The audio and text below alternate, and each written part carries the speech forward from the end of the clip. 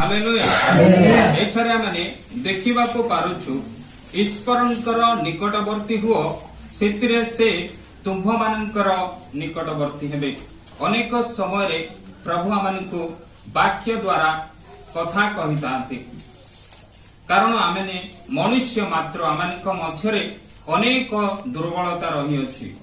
सेथिपाई आमनकु खाद्य भावरे आमनकर आत्मिक जीवन रे वृद्धि हेबारे आमनकु वाक्य रूप बाइबल दिया जाय अछि, जहाको आमे पाठ करी आमनकर दुर्बलता को आमे जेपरि दुर्बलता रे आमे पतित न होई आमे जेपरि आत्मा रे आगको बढ़ी परिबा, सेथिपाई आमनकु वाक्य रे एठारे आमे देखिबा को पारुछु याकूब से विश्वासी माननकु लेखुअछन्ति कहूअछन्ति एपरि ईश्वरंकर निकटवर्ती हुओ सेथिरे से तुम्भ मानकर निकटवर्ती हेबे।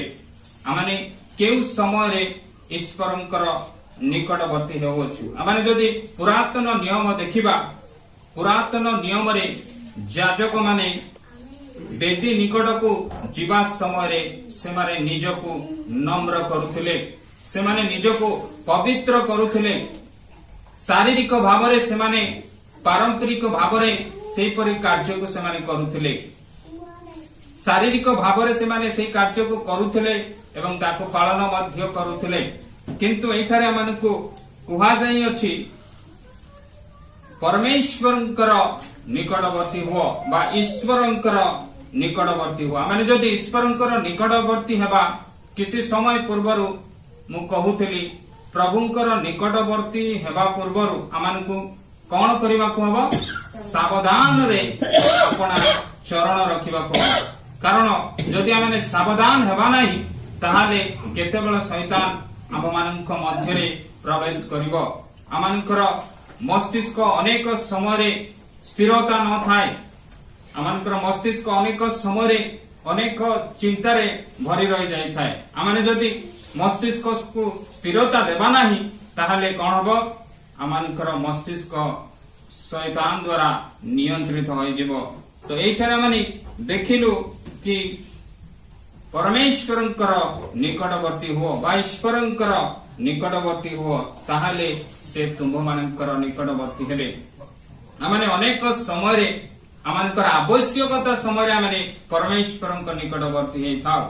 आमे जेतेबेले ज्वर रे पड़ी थाउ, जेतेबेले आमनकर आवश्यकता हेई थाए, आमनकर पैसार आवश्यकता हेई थाए, आमनकर परिवार दुख समय रे आमे परमेश्वरंकर बा ईश्वरंकर निकटवर्ती हेबाकू चेष्टा करिथाउ। आमे देखिलो एठारे याकूब आमनकु कोन कहउछन्ति, आमे ताहांकर निकटवर्ती हेबा ताहाले से आम्भमानकर निकटवर्ती हेबे। प्रथमे आमे ईश्वरंकर निकटवर्ती हेबा निमंते आमनकु कोन करिबाकू हबो? आमे देखिलो पुरातन नियम रे सेमाने निजको पवित्र करुथिले, याजक माने निजको पवित्र करुथिले, निजको नम्र करुथिले, आउ सेमाने बेदी निकटको जाउथिले। सेहीपरि आमनकु आमे जे भयंकर परमेश्वरंकर उपासना करूअछु, जे कि आमनकर अंतःकरण जानंती, आमनकर मन रे कोन चाली अछि, आमे को प्रकार उद्देश्य रे एटार बसियछु ताहाकु मध्य से जानि परंती। एहीपरि भयंकर परमेश्वर, सेथिबा आमनकु कोन करिबाकू हबो? निजको नम्र करिबाकू हबो।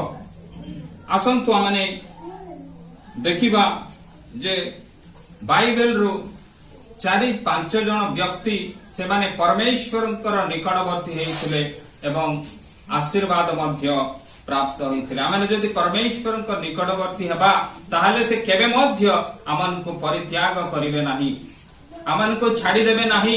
जेपरि वाक्य रे गीत संहिता रे लेखा अछि, मां अपना छुआ को मध्य परित्याग करि पारे, किंतु परमेश्वर बा ईश्वर आमनकु केबे मध्य परित्याग करिवे नाही। एपरि परमेश्वर अटंती।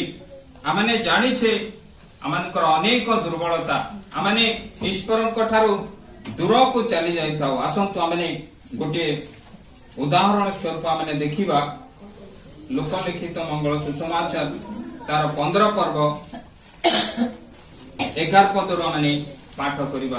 आपण माने एही जो उदाहरण आपण माने अनेक समय पाठ करिसंती एही वाक्य को मध्य आपण सुनिसंती किंतु आमने पुणी थरे शुणा था वाक्य को आमने पुणी थरे शुणिबा आसंतु आमने से अंश को पाठ करिबा। से आहुरी कहिले जणे व्यक्तिंकर दुईटी पुत्र थिले सेमानंको मध्यरु सानो पुओ बापांको कहिला बापा संपत्तिर जेउ भाग मो बांटरे पडु अछि ताहा मते देई दियो सेथिरे से आपणार सर्वस्व सेमानंको बांटी देले। अल्प दिन उतारे सानो पुओ सब एकाठी करी दूरदेश को चली गला आउ सेठारे एका कदाचरे आपणार संपत्ति उड़ाइला किंतु समस्त अपव्यय कला परे से देशरे महा दुर्भिक्ष पड़िबारु ताहार अभाव हेबाकु लागिला। सेथिरे सेही देशर जणे लोकंकर आश्रय नेला आउ से ताहाकु घुसुरी चराइबा पई आपण खेत को पठाइले। Hallelujah hallelujah hallelujah.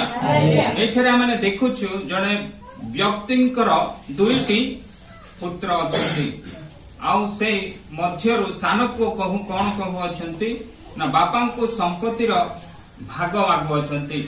संपत्तिर भाग मागिबा परे हमने जानि छे कि बापांकर संपत्ति केतेबेले पुओंको होई थाए जेतेबेले बापा मृत्युवरण करि थाए किंतु बापा थाउ थाउ से सानो पुओ कोन करूछंती निजर संपत्ति को मागु अछंती। देखंतु एला की प्रकार परिस्थिति तांको पाई घटु अछि। से जेतेबेले संपत्ति को मागु अछंती बापा कोन कले ना दुई भाग कर देले। दुई भाग कला परे से कोन कला सानो पुओटी समस्त संपत्ति को नहीं से दूर देश को चली गले एवं निजर संपत्ति को कोन कले अपव्यय कले निजर संपत्ति को अपव्यय कले किंतु आउ जेतेबेले से समस्त कार्य को अपव्यय करदेले कला परे सेटार कोन घटु अछि ना दुर्भिक्ष घटु अछि। से व्यक्तिंकर जे सानो पुओंकर परिस्थिति कोन होई अछि एठेरे हमने देखिबा को परुछु कि सेही देशरे जेतेबेले दुर्भिक्ष पड़िला से जनकर आश्रय नेउ अछंती। से जेतेबेले समस्त संपत्ति ताहांक से अपव्यय कले तापरे से जनक व्यक्तिंक ठारे से आश्रय नेउ अछंती। तापरे से व्यक्ति तांको कोन करू अछंती 15 लेखा होय सेतरे से जाई से देशर जने लोकंकर आश्रय नेले आउ से ताहाको घुसुरे चराइबा पई आपना खेत को पठाइले। ओ प्रकार परिस्थिति तांकर घटी अछि। तांको पाखरे संपत्ति थिला तांको पाखरे सर्वस्व थिला से समय से कोन कले निजर समस्त संपत्ति को से अपव्यय कर देले। तो एई स्टोरी